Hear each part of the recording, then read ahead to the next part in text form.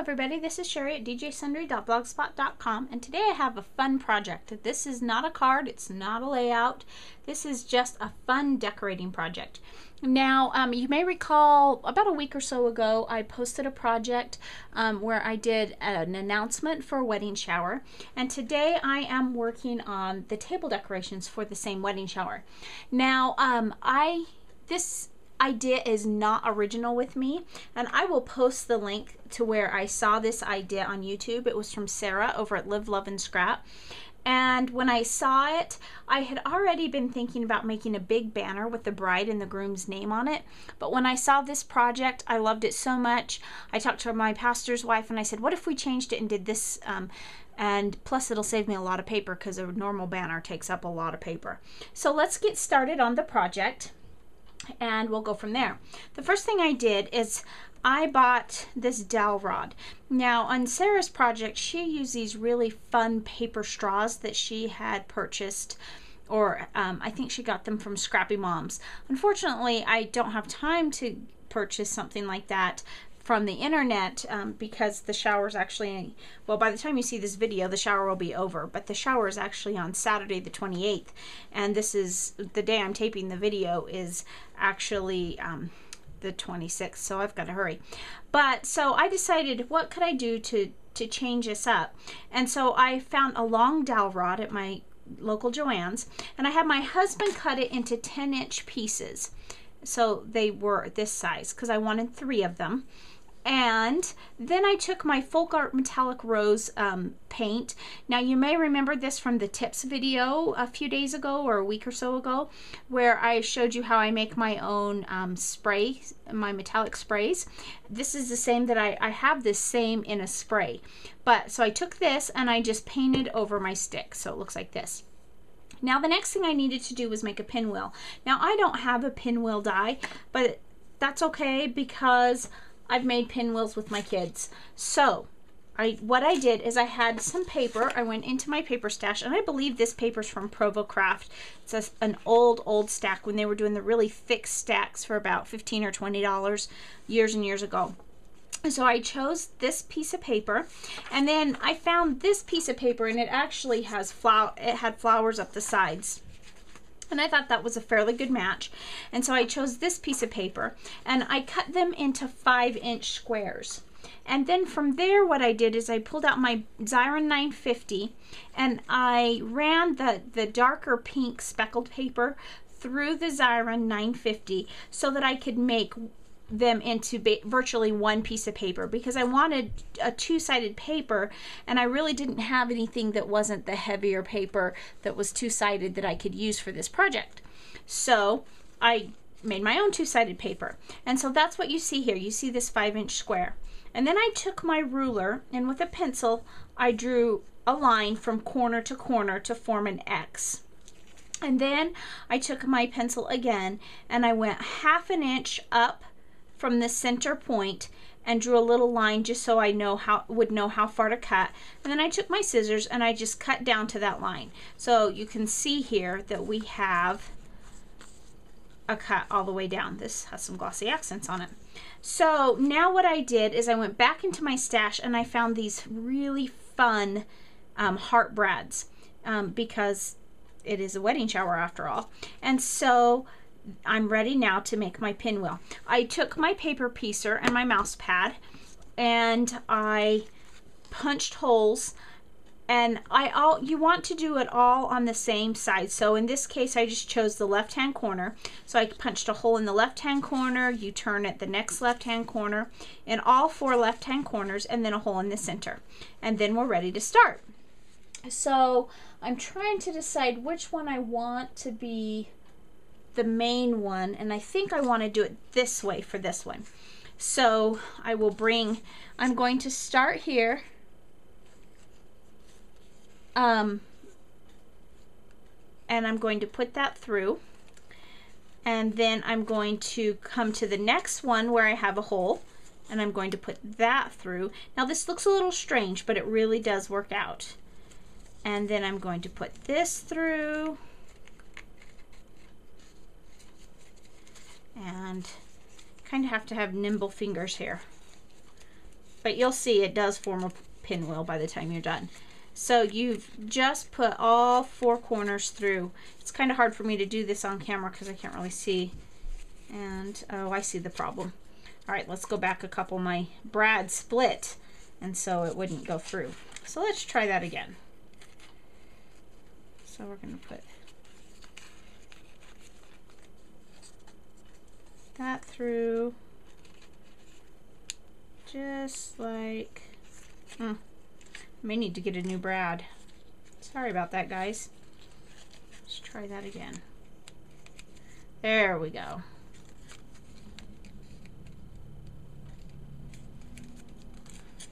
Got it.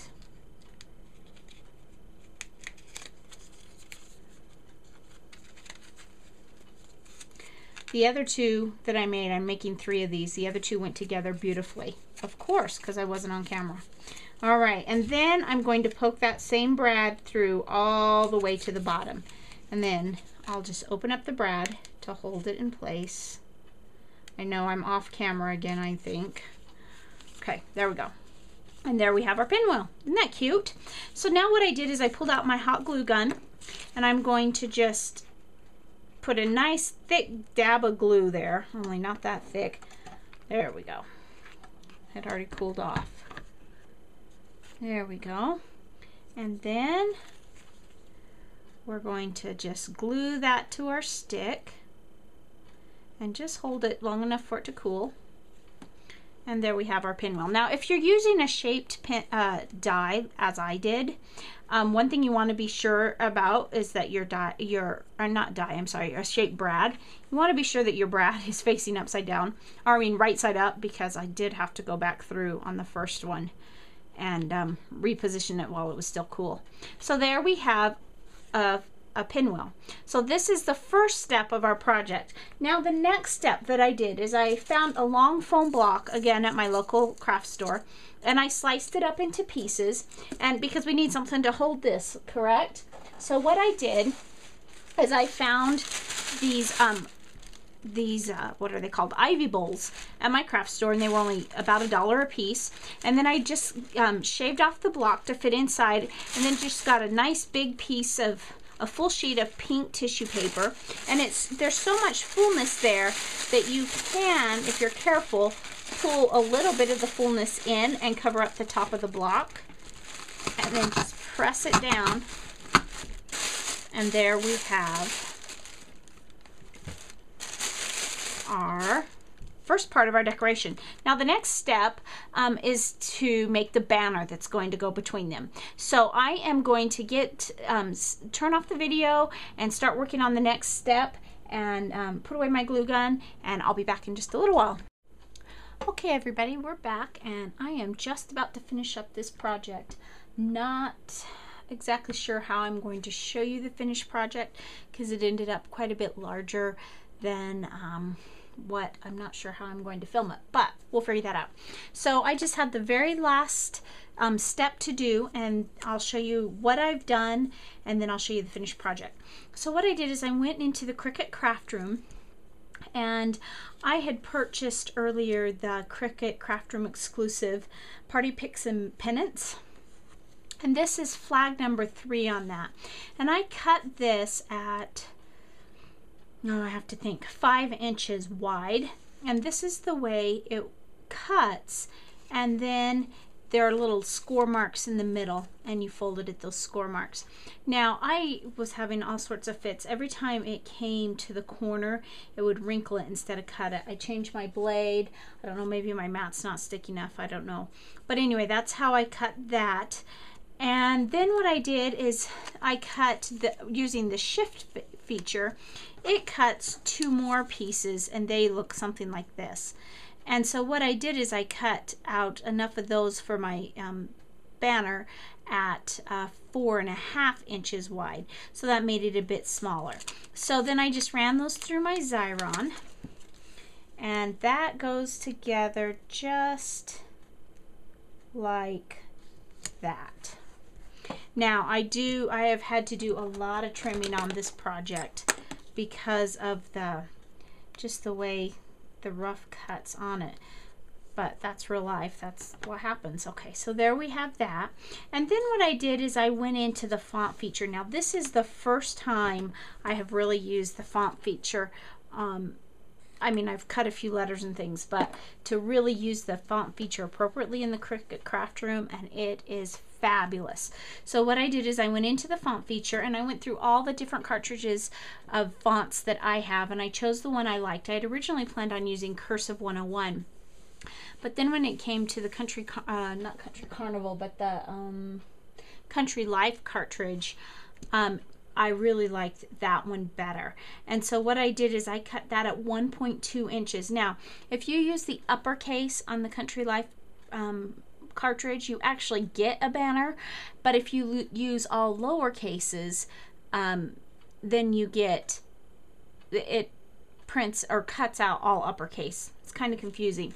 But anyway, this is my Y, and I actually cut this several times. I cut it twice on white cardstock so that I could make a really thick, almost like a thicker here. And then I cut it in the pink that I was going to use. I was going to use the pink like what I used on the pinwheels, and then I inked around, and so I had those 3 thicknesses, and I inked around the edges with my velvet distress ink. And when I put it on, it wasn't enough of a contrast. And so I went back and cut out a 4th layer out of this red so that that kind of matches there. And that just sticks on. And this is where having your Xyrons really comes in handy, because you can just turn all of those letters, especially all those layers, into stickers. So it's pretty raised on there, which I was going for the raised look when I thought it was going to be light on light. But it still looks good with it being raised. It really makes that letter pop. So then I pulled out my blossom twine from the twinery, and I hung it between my pinwheels, and then I hung my banner across, and I will show you that finish in just one moment. Okay, so I'm back, and you can really kind of see what a mess my cluttered space is, but this is the finished project. Melissa, slowly pan around, and Bobby. Melissa and Bobby. So that's the way it turned out. I think they're going to really like it. So thanks for watching, and I hope you try a fun springtime project like Sarah did at Live, Love, and Scrap, or an idea for a baby shower, or an idea for a wedding shower like this one. So thanks for watching. Have a great day.